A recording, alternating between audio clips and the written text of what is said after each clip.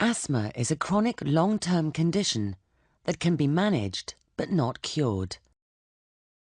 Asthma affects the airways of your lungs. It causes the airways to narrow and swell, resulting in wheezing and difficulty breathing. During breathing or respiration, air goes in through our nose or mouth to the upper airways, at which point it reaches the windpipe, which branches into two large bronchi to reach the lungs. The lungs are protected by the rib cage, which also contains the muscles that control your breathing. In asthma, the airways are oversensitive and easily irritated by certain triggers, called asthmatic triggers. Most people with asthma are described as atopic, meaning they have an allergic type reaction to external triggers, such as house dust mites, pollen, cigarette smoke, animal fur, and chest infections.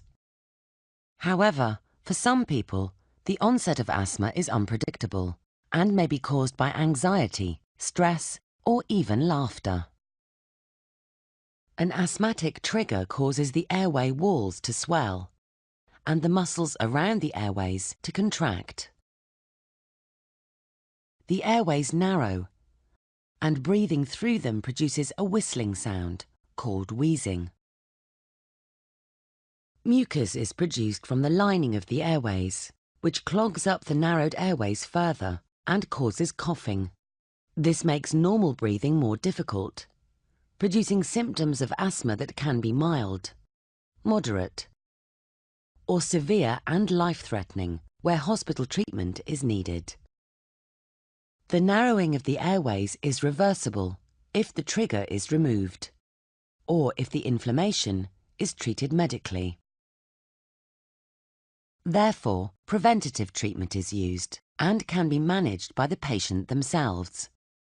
An acute asthma attack requires medical intervention, but the type of intervention depends on the severity of the attack.